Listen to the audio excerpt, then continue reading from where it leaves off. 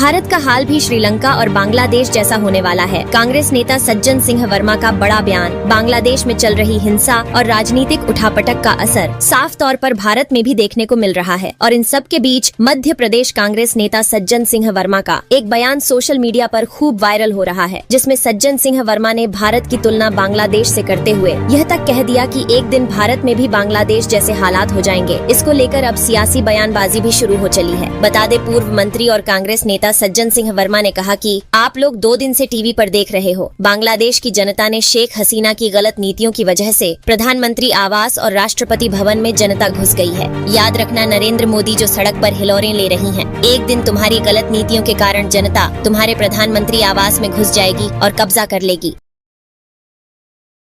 मध्य प्रदेश के 12 जिलों में पीपीपी मॉडल पर खुलेंगे मेडिकल कॉलेज। जी हां, मध्य प्रदेश की मोहन सरकार प्रदेश के मेडिकल सिस्टम को और मजबूत बनाने की योजना पर काम कर रही है। यही कारण है कि सूबे की सरकार ने प्रदेश के हर जिले में मेडिकल कॉलेज की स्थापना का लक्ष्य रखा है। इसी कड़ी में प्रदेश में इसी साल 12 medical college public private partnership योजना के तहत चालू किए जाने की सरकार की योजना है। वहीं मुख्यमंत्री ने कहा कि अगले साल तक मध्य प्रदेश में सरकारी मेडिकल कॉलेज की संख्या 25 हो जाएगी, जबकि सरकार इसी साल 12 नए मेडिकल कॉलेज पीपीपी योजना के तहत चालू करने की कोशिश कर रही है। इस प्रकार अगले साल एमपी में मेडिकल कॉलेज की संख्या 37 पहुंच जाएगी। इसके अतिरिक्त 6 अन्य निजी मेडिकल कॉलेज भी बना रहे।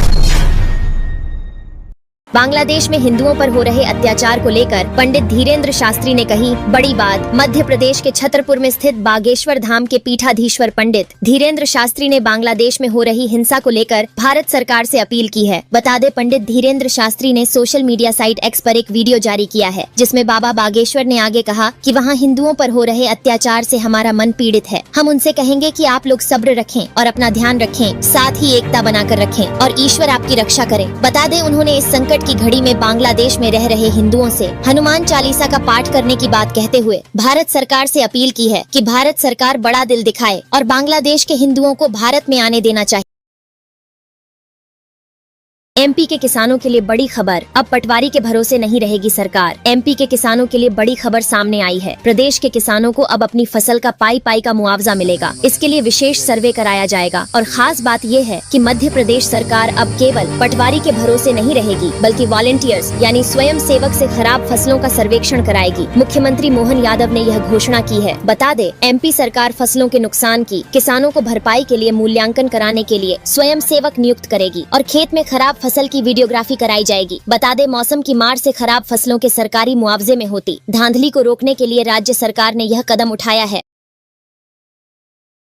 मध्य प्रदेश में निवेश के लिए सीएम मोहन यादव पहुंचे सिलिकॉन वैली। मध्य प्रदेश में निवेश के लिए उद्योगपतियों को लुभाने के लिए सीएम मोहन यादव इन दिनों दक्षिण भारत के दौरे पर हैं और वे सिलिकॉन वैली के नाम से मशहूर बेंगलुरु पहुंच चुके हैं, जहां पर वे उद्योगपतियों से 1-to-1 चर्चा कर रहे हैं। बता दें, बेंगलुरु में 7 और 8 अगस्त को तीसरे इंटरेक्टिव सेशन का आयोजन हो रहा है और मुख्यमंत्री मोहन यादव यहां सूचना प्रौद्योगिकी सक्षम सेवाएं, इलेक्ट्रॉनिक सिस्टम डिजाइन एवं विनिर्माण, टेक्सटाइल एवं गारमेंट, एरोस्पेस एवं डिफेंस, ऑटोमोबाइल एवं OEM, फार्मास्यूटिकल्स, हेल्थ केयर और मेडिकल डिवाइस क्षेत्रों में कार्य कर रहे प्रमुख उद्योगपतियों से संवाद करेंगे। साथ ही कई सारे छोटे उद्योग लाने पर भी जोर दिया जाएगा।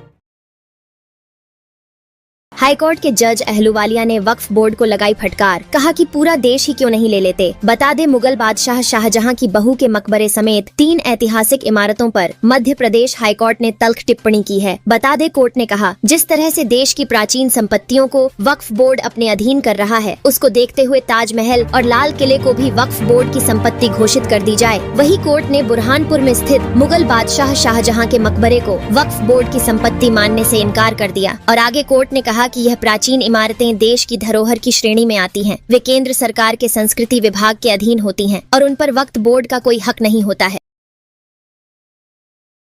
कांग्रेस नेता जीतू पटवारी पहुंचे सागर। 9 बच्चों की मौत का जताया दुख। जी हां, इस मामले में अब कांग्रेस प्रदेश अध्यक्ष जीतू पटवारी हादसे में मरने वाले बच्चों के परिवार से मिलने पहुंचे। बता दें कि सागर जिले के शाहपुर में जर्जर मकान की दीवार गिरने से 9 बच्चों की मौत हो गई थी, जिसमें शिवलिंग निर्माण कार्यक्रम के दौरान यह हादसा हुआ था। वहीं मृतक बच्चों के परिजनों से मिलकर कांग्रेस प्रदेश अध्यक्ष जीतू पटवारी ने मिलकर शोक संवेदना प्रकट कर ढाढ़स बंधाया और जीतू पटवारी एक एक करके शाहपुर नगर के मृतक 9 बच्चों के घर पहुंचे, जहां उन्होंने परिजनों से घटना की जानकारी ली है। वही बता दे, इस घटना से परिजनों का बुरा हाल है। राज्यसभा चुनाव की तारीखों का हुआ ऐलान। ज्योतिरादित्य सिंधिया की खाली सीट को लेकर बड़ा फैसला। जी हां, राज्यसभा चुनाव की तारीखों का ऐलान निर्वाचन आयोग ने कर दिया है। देश भर के राज्यों की कुल 12 सीटों पर ये चुनाव होना है। मध्य प्रदेश में भी सिंधिया के लोकसभा में जाने के बाद से राज्यसभा की एक सीट खाली हो गई है। वहीं निर्वाचन आयोग के टाइम टेबल के अनुसार 14 अगस्त से नामांकन की प्रक्रिया शुरू हो जाएगी। वहीं 21 तारीख तक यह प्रक्रिया चलेगी। इसके बाद 3 सितम्बर को संभव है कि वोट डाले जाएं। लेकिन अब बड़ा सवाल ये है कि आखिर सिंधिया द्वारा सीट खाली करने पर बीजेपी इस सीट पर किसे राज्यसभा भेजती है, क्योंकि कई नामों को लेकर बीजेपी आलाकमान विचार कर रहा है। हालांकि इन नामों को अभी सार्वजनिक नहीं किया गया है, लेकिन जल्द ही बीजेपी के उम्मीदवार के नाम का भी ऐलान किया जाए। इंग्लिश पढ़ाने वाली टीचर ने प्रेम जाल में फंसाया, उसके बाद लड़के ने कर लिया सुसाइड। मध्य प्रदेश के इंदौर में एक बहुत ही सनसनीखेज मामला सामने आया है। यहाँ एक लेडी टीचर और स्टूडेंट के बीच ऐसा कुछ हुआ कि युवक ने सुसाइड कर लिया। वही बता दे, युवक की मौत के बाद लेडी टीचर के साथ उसकी व्हाट्सएप चैटिंग और एक तस्वीर वायरल हो रही है। तस्वीर में लेडी टीचर युवक को किस करते दिख रही है, तो वहीं व्हाट्सएप चैट में लेडी टीचर ने ये भी लिखा है कि वो लड़की है और उसे झूठे रेप केस में फंसा देगी। बता दे, परिजनों ने आरोप लगाया है कि कोचिंग की टीचर ने पहले छात्र को प्यार के जाल में फंसाया, उसके बाद रेप की झूठी शिकायत दर्ज करवाने की बात को लेकर धमकाने लगी। इसके साथ ही परिजनों ने इस मामले में महिला पुलिस थाने की पुलिसकर्मियों पर भी आरोप लगाए हैं कि उनके द्वारा मामला रफा दफा करने के लिए रुपये लिए गए हैं। हालांकि पुलिस इस मामले की जांच कर रही है। सांसद विधायकों के अपार्टमेंट में 15 लाख की लूट, बंदूक की नोक पर बदमाशों ने की वारदात। मध्य प्रदेश की राजधानी भोपाल में दिन दहाड़े शराब कारोबारी से लूट का सनसनीखेज मामला सामने आया है। बता दें कि शहर के गोविंदपुरा थाना इलाके के अंतर्गत स्थित सुभाष नगर विश्राम घाट के सामने स्थित पॉश इमारत रचना टावर के फ्लैट में स्थित दफ्तर में लूट की वारदात हुई है। शराब कारोबारी के ऑफिस में घुसे 2 अज्ञात बदमाशों ने बंदूक की नोक पर 15 लाख रुपए की लूट की है। खास बात ये है कि जिस बिल्डिंग के जिस फ्लैट में लूट की इतनी बड़ी वारदात हुई है, जिस आवासीय परिसर में यह घटना हुई, वहां कई विधायक और मंत्रियों के भी फ्लैट हैं। बता दे, घटना के बाद पुलिस को सूचना दी गई और मौके पर पहुंची पुलिस ने घटना की पड़ताल की व बदमाशों की तलाश शुरू कर दी है।